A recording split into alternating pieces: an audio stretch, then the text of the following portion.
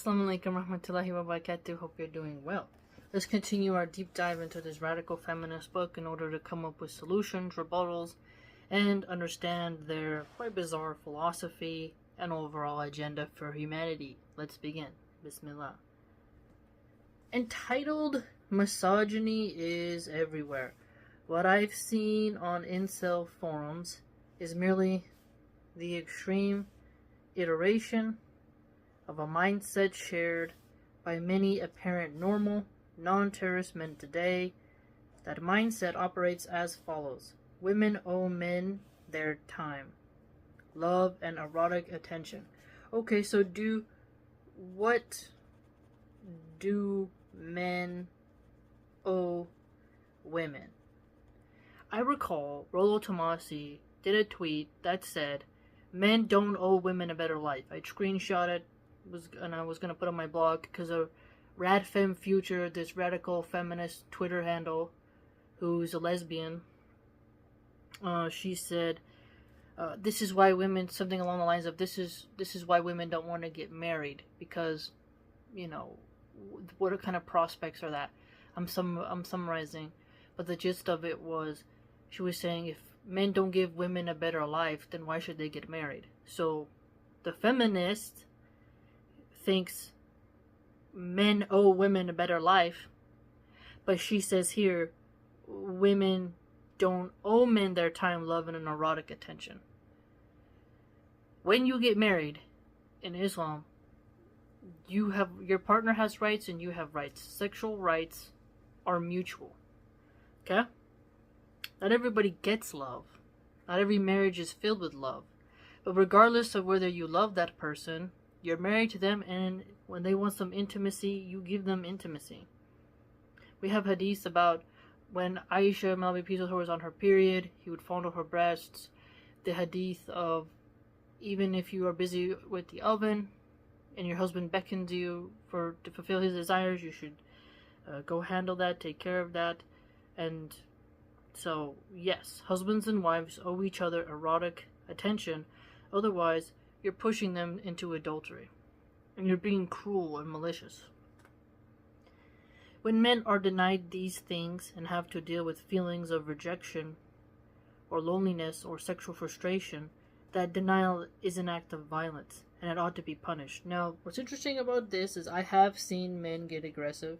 I myself have experienced male wrath when you have rejected them. One of the stalkers who constantly tries to hack me was somebody who I didn't accept their marriage proposal, and my mistake was I was like, oh, what an honor, thank you for considering it, but the answer is no, I'm not interested. I was just trying to be polite. And now that guy, for 3 years, creates endless accounts on Instagram with the same username, and he has women who also work for him. I think he's schizophrenic, and he spams me constantly for over 3 years because he can't accept that he was told no. Absolute psycho. Very crazy individual, you know. Thank Allah for the Second Amendment. But I agree that there are some men who can't take rejection. But there are also some women as well. Like, what is that guy's name? They called him the Muslim Nipsey Hussle.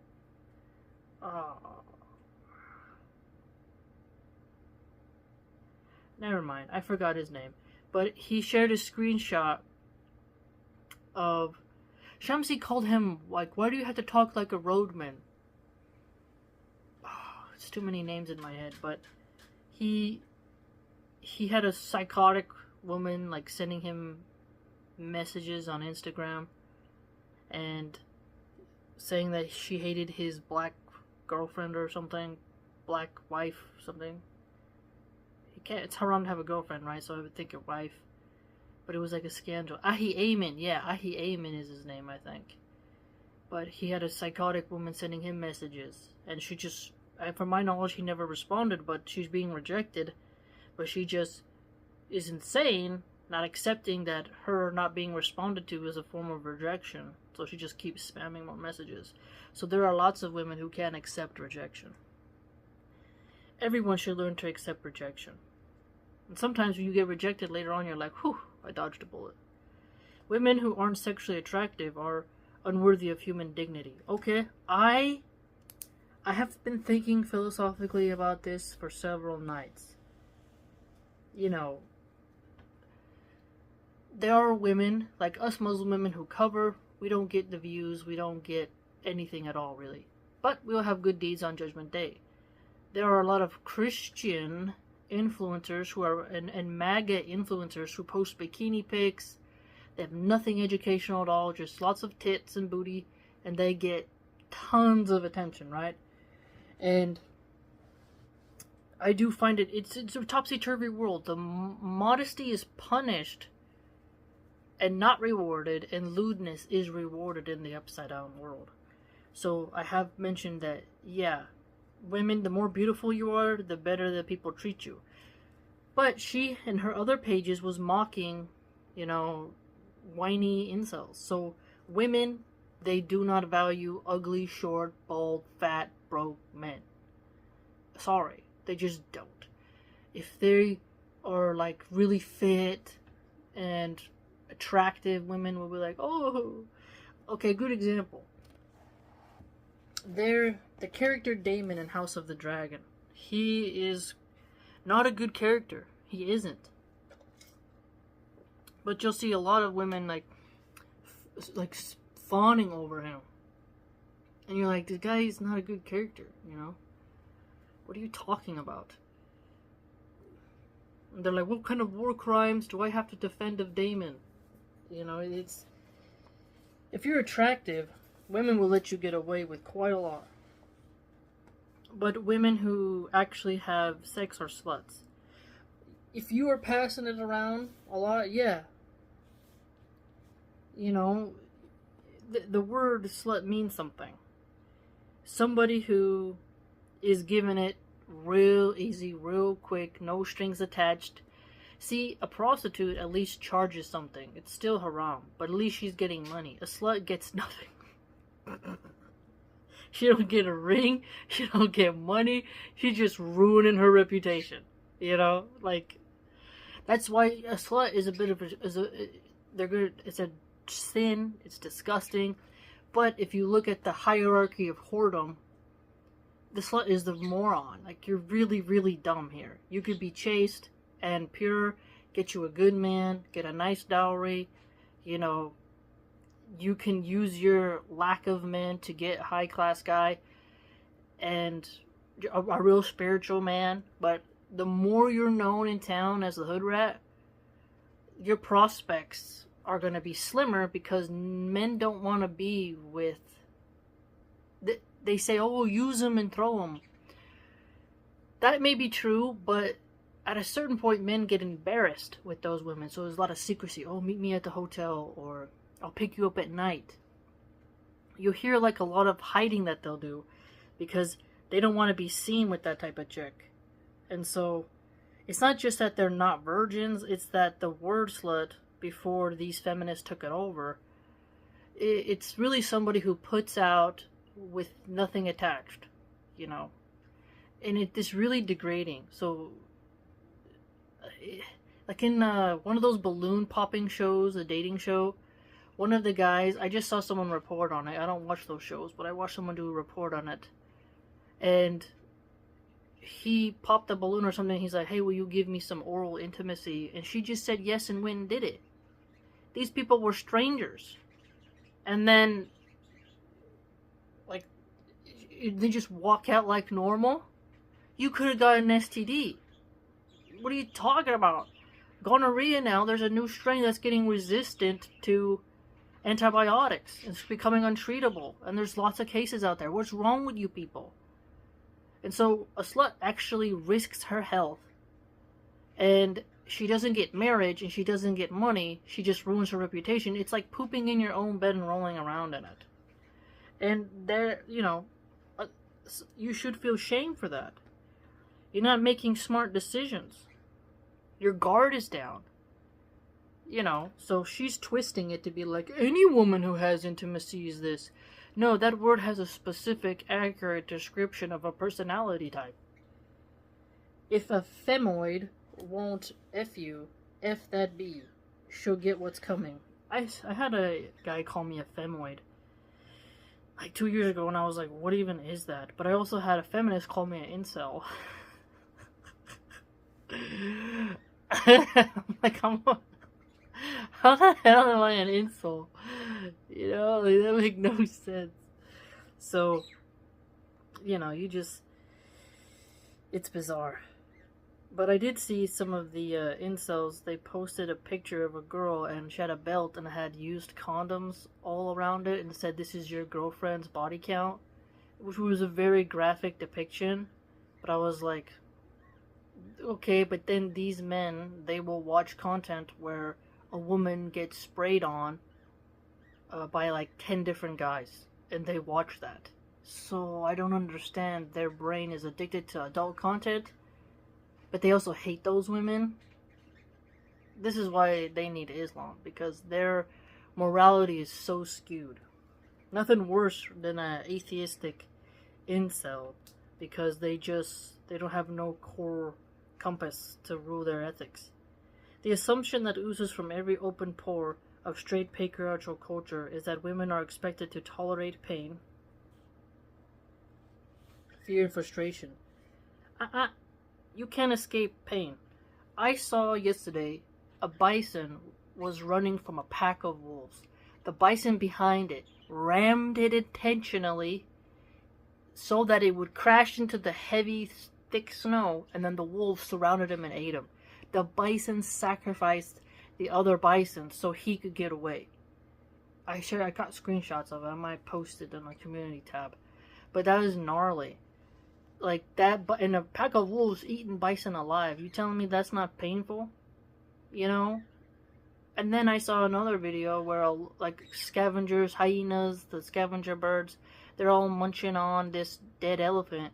Lion coming in. He's super skinny. He's got a broken foot, but he's got to scavenge to eat to survive. And he's limping. His paw is clearly broken. And he's skinny because he can't really hunt, so he has to scavenge. And you're telling me he ain't suffering in pain?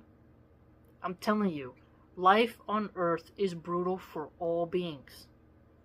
Alright? So you can't expect as a feminist woman that you're never gonna have to tolerate pain. Hello, after you have a baby, you got stitches. Sometimes you gotta handle that pain. What is that cliche we used to hear as a kid? No pain, no gain. Come on. Fear, you can't escape fear. You cannot. You should always have fear. Now, paranoia, letting fear cripple you. Fear is a preservation tool. Okay? So, I get insomnia because my ears wake up with lots of sounds, because I had to sleep in some situations where I was very afraid. And so my body accustomed itself to waking up with the slightest noise, which I believe helped keep me alive, where I couldn't be caught unawares. There's some people who are such deep sleepers, a car alarm could go off and they're just fine. There's been times the smoke alarm went off in the middle of the night for no reason. No one else woke up except for me, and then I had to spend about 30 minutes calming my heart rate down. Everyone's fine, sleeping, like they didn't even remember it. But me, I have way more anxiousness. Frustration, I'm sorry. Everybody gotta deal with frustration, because when your plans don't happen, you're gonna be frustrated. You know, she's such a whiny weakling. But male pain, by contrast, is intolerable. The loneliness and depression and frustration of men, particularly white straight men, is experienced as a revelation, treated with reverence, summoned to excuse and justify the worst excesses of violence and bigotry. The mere fact of a man's pain is considered a complete answer to the question of why he chose to inflict pain on others. A man's pain, in fact, entitles him to inflict pain on others. Men are different. So let me give you an example. So, a man's pain means he entitles him to inflict pain on others. How many women suffer from postpartum depression and postpartum psychosis? They end up taking the life of their children. Feminists make excuses for it. Oh, it's okay because, she was super stressed and she had psychosis and it's a normal thing and she shouldn't go to prison for taking the life of her kids. So the feminists think a woman is entitled to inflict pain upon her children because she's in postpartum depression and psychosis. I have seen the post myself, and I posted on the community tab.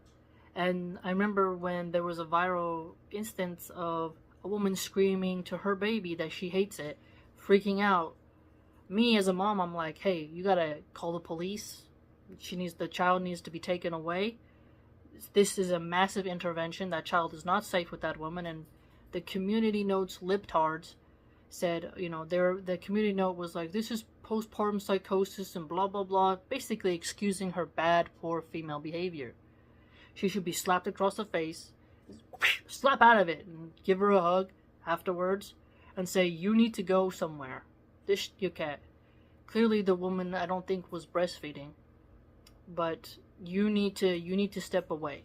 All right, shaking babies is a problem, and if you're a threat, we're gonna handle it. I remember another viral police body cam footage where the children they called 911 because the mom was drowning the 2-year-old in the bathtub, and she had also shanked the child as well, and you could hear the officer giving CPR to the baby. And I remember I posted that, and somebody wrote on the community tab, you don't understand what it's like for the stress of a woman. And I'm like, no. Don't you dare make an excuse for someone trying to drown their child in front of the other children, okay? Instead of giving the child up for adoption, okay? There is no excuse for murdering of children, okay? Period. Learn how to cope, honey. You gotta talk to somebody. There's tons of free hotlines you can call. There's help out there. You just have to search for it, okay? And where the father was, who knows? But you will see tons of women excusing other women for how they inflict pain on men and children. So her hypocrisy is glaring. The noise is coming from inside the house. Just because the logic of this violent extremism happens to come from the clogged heart of Western culture does not mean that it is not terrorism. Just because these particular lonely, frustrated murderers look and sound and talk disturbingly like some of the white population's sons and brothers and partners and colleagues does not mean their poisonous propaganda should be tolerated. And just because they have mainlined their own fantasies of a world where women will once more be subservient to men doesn't mean that the world is inevitable or desirable or even likely. Okay, subservient to men? What do you mean by subservient? Being kind, compatible, harmonious, chill, relaxing, his peace. What's wrong with that? It is very feminine to serve a man when he appreciates it. If he doesn't appreciate it, he's a dumb bastard. But if he appreciates it, and they show you signs of appreciation, it can feel really good, very erotic. In March 2020, COVID-19 brought the world to a standstill, and the angry young men of the internet finally got the world inverting crisis of civilization they had always been waiting for. Oh, you idiot. It was liberal women who were screaming for lockdowns. I had to deal with liberal women saying, you can't come to math class unless you have the jab. So don't blame that on men. And what is that? That female PM of Australia? Like, there was those Australian women who were very authoritarian with their people. And that Asian woman who went on CNN and said that she wanted all these restrictions on the unjabbed. She later apologized, I think. I wish I could remember her name, but she spoke to Anderson Cooper. I hate CNN, but the amount of women who wanted oppressive sanctions on the movement of us unjabbed, it was alarming. They wanted to hurt us because we wouldn't take a product from a private corporation. Think about that. So let us not pretend that women are not tyrants as well, shall we? But something went wrong. This was not the apocalypse they were looking for. Not the return to a better, simpler time when men would be real men again and women would be grateful. In a global pandemic, the heroes were not firefighters or soldiers. They were doctors, nurses, care workers, and community leaders. You mean the dancing nurses on TikTok? I don't think so. Not every nurse is a hero. Just look up some abusive nurses. I've seen countless videos where they abuse the babies, the newborn babes. Be very careful. Be very careful. How many nurses in old folks' home leave those people on the bed in their own feces? They beat them. I have seen tons of dementia patients get abused by the nurses. So let us be careful. And doctors, let's look up malpractice rates. Alright? Let us not pretend that just because you wear a white coat of a doctor or a nurse or whatever the hell, that somehow you're a saint. I don't think so. Let's make that clear. But there are the good heroes out there.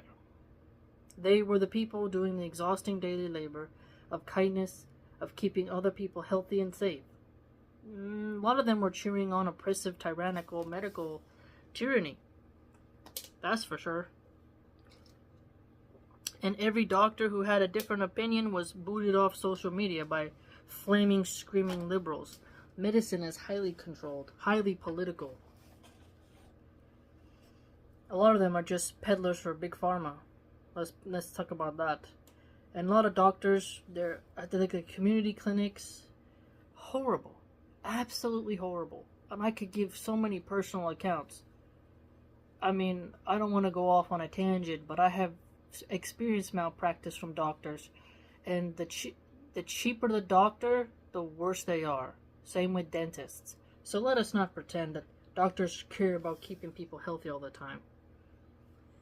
A lot of them just repeat what the pharmaceutical companies and the other experts say. I think there are real doctors in the world who have a true passion for what they do, but there are some who are burnt out and should retire. The modern far right cannot understand its place in a world that is not tearing itself apart. The world is tearing itself apart. Russia, Ukraine, Israel, Palestine. Literally, the rad fems and the red pill. Where there's always factions competing with other factions. And while hurting other people is the best way to get attention, building a movement on that basis is building a monument to your own irrelevance. I mean, you're trying to hurt people by destroying the nuclear family, hating heterosexuality, shaming motherhood, all the hateful rhetoric you spewed against men in this book. You know, you like to hurt men. This whole book is you trying to get women to jump on your bandwagon to hurt men. So you're hurting what Allah subhanahu wa ta'ala has ordained for us. You're trying to subvert the Islamic order and the Christian order of reality. So you are hurting people. What a psycho. I wonder if she has like some mental disorder. I really do. 12. No more heroes. What does it mean to be a good man? Here we go. Someone who's a beta male, who gets pegged and who has bitch tits, and he's a submissive, and he does whatever I say, and he gives me all his credit cards, and he never talks back to me, and he lets me slap him in the car if he talks back. Her vision of a good man would probably be my nightmare. If I had to write my good man like a Habib mix with Jason Momoa, you know, Jon Snow, like something like just like something like that. She'd be like, no, heterosexual male, That's why it's funny. She's like, women are the best, women are this, and then there's me and her. We'd be like arch nemesises, you know. Right now, nobody seems to know, and that's the problem. A good man is someone who follows the Islamic Sharia. Someone who is steadfast in their piety, their prayers. They obey Allah subhanahu wa ta'ala. They eat good. They're not criminals. It's pretty easy to say. It's a problem for every society founded on ideas of masculine infallibility. Can men be good? Of course they can, you retard. She literally just said that the doctors and nurses and the community workers were heroes. Are they inherently violent? Are women? You know how many women smack? I mean, little girls be pulling hair over Barbie dolls. Little girls can be just as violent. Subhanallah.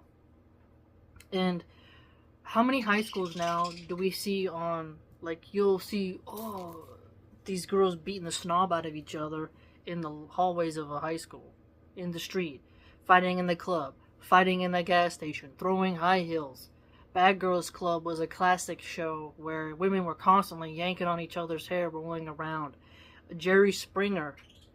This she's so disingenuous about female wrath. Right? Does she watch any true crime and see some of the atrocities that women do? If so, they can be held responsible for their worst instincts. Every human is accountable before the law. Okay, you have free will. You'll be held accountable for your bad deeds. That's just the way it is. And if women are driving social change, are men now the enemy, whether they want to be or not? No, men are not the enemy. No, men are not the enemy. Women, you could have an army of all women and an army of all men. The army of women is not going to do very well against the army of all men. It's just not plausible. Men are our protectors. I made a video. Muslim men are our protectors. They're not our enemy. And you will not subvert us. Got it, feminist? Somehow, a conversation... hold on. She just said, while hurting other people is the best way to get attention, building a movement on that basis is building a monument to your own irrelevance. She just asked here, are men the enemy? You're trying to hurt men by calling them the enemy. Do you see how she constantly contradicts herself? I think she has mental illness. Somehow a conversation about women's lives has been repurposed into a referendum on the souls of men. The source of this anxiety isn't simply that the notion of a good man is being redefined. What's scarier is that men are no longer controlling the narrative. But a good man should be measured by the Quran and Sunnah and by what is apparent and by also cultural things as well, I'd argue. As long as it doesn't contradict the Sharia. Like, some women want a very soft-handed finance bro. Others want a rugged, rural farmer boy. You know, like, they want that. So they see a good man as someone who's not afraid to get his hands dirty, while there are others who think a good man is more posh, he's more bourgeoisie, he's more aristocratic, right? Well, some want the Bedouin, so, you know. Not entirely, and that's new, very new. It is used to be men who got to determine the meaning of morality, to define what it means to be a decent guy or a nice girl. And nice girls weren't supposed to question that arrangement. But once a pattern of violence has been made visible, it's hard to unsee it. Pattern of violence? So she advocates abortion. Abortion is violent. It's woman being violent upon her own body, violent upon the heartbeat of another little precious child, her own child. All around the world, women and queer people, people have begun to unpick the locks on their own agency and acknowledge the depth of the harm that they have suffered and seen. The conversation about sexual violence and male privilege is not about what men are. It is about what men do and what they might do differently. And it is also about courage.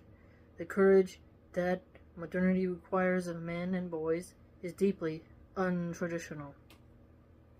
For 10 years, ever since I became a feminist writer, I have received a great many emails from men I don't know or don't know well, questioning, confessing, angry emails. Most women I know who write in public have inboxes similarly stuffed with missives from strangers. Anguish stories soak shame and pain and rage as the way the world is rewriting itself without white men and sole protagonists. Why would any man write this woman except to tell her baloney? Men write to me all the time telling me that they feel trapped inside their own toxic masculinity. Nah, that's a what the cuckoo word? This is like a sex mating strategy. This is the MILF sneaky feminism, the fox in the hen house, the wolf in sheep's clothing. This is just a guy trying to figure out how to get some booty by telling you what you want to hear, that he hates his masculinity. He's just trying to get in your pants. You can't tell me she believes this. There's a male feminist is one of the most dangerous types of dudes because they go around getting a relationship with shaming themselves and with not actually like going for it in an assertive sense of like, I like you, I'd like to take you out, yada yada. They have to be like, oh yeah, I hate my masculinity, yeah. If I could cut off my penis, I would. I just hate it. I hate it. This is fake. I'm telling you. If a man says, I have toxic masculinity, all your libido, out the window. And the women who like to spank men, pee on them, step on their toes, kick them in the balls, these dominatrix women, they're not very healthy women. They like to beat on the little pudgy, chubby guy, but they long for like a Conan the Barbarian. This is the thing that I've noticed over and over again. They're so hyper, like their body can be very feminine, but their persona is very wicked and occultic and vicious.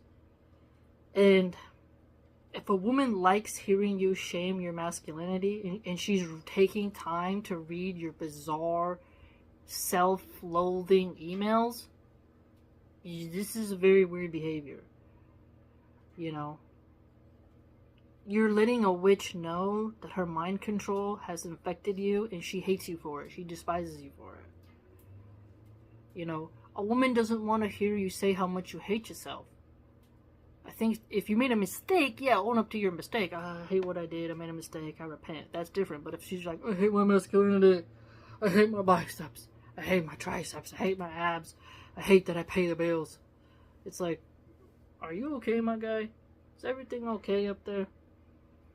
That they feel like losers and failures. That modern feminism feels like a vivisection of their own inadequacies. No way. No. Do you know how graphic vivisection is? Look it up. I looked at pictures of it. The monkeys, when they have the vivisection, that's brutal. There's no man on this planet who isn't like Destiny the streamer, who's saying, feminism is curing me from my toxic masculinity. It helped me see my own anxieties. This is not a thing. And they are not sure whether they are supposed to hate feminism or themselves or both. This is just not the case. This is not real. I don't believe this for a second. She would probably write emails to herself and then be like, look, I bet you she would create a sock account. Create like username Big Chungus Bazunga Ding Dong 87 or something.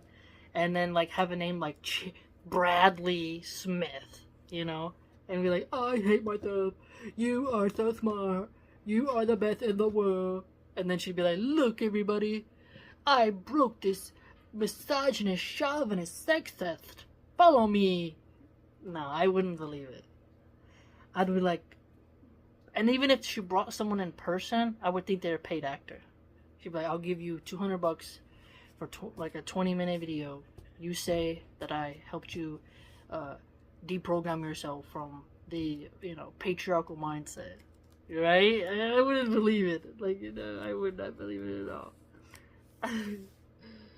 Okay. I can hear the video. I wanted to go longer, but my family is back now from karate, and I'll pause for here now. But just think about this. It's crazy, fam. I mean... Do you really believe that what she's saying is the truth? Because I don't. And her hypocrisy is consistent. She just contradicts herself and is not self-aware of her behavior. And I looked her up later, and also here in the back of the book, her hair is purple. It's a shortcut, and She's wearing like a black leather jacket, and she's exactly how you would imagine her to look, right? And so it's just a strange writer. I think after I read her book, I'm gonna go find some of the classical feminists. These modern ones, they're just all over the place. I like to see maybe the old school ones maybe have more of something to argue with, where they're less deranged and they're less popped up on pills, you know. So, and I also refute a lot of their ideas on my blog, so keep an eye out for that. Please like, comment, and subscribe. Let me know what you think. And yeah, stay clear of feminism. Take care.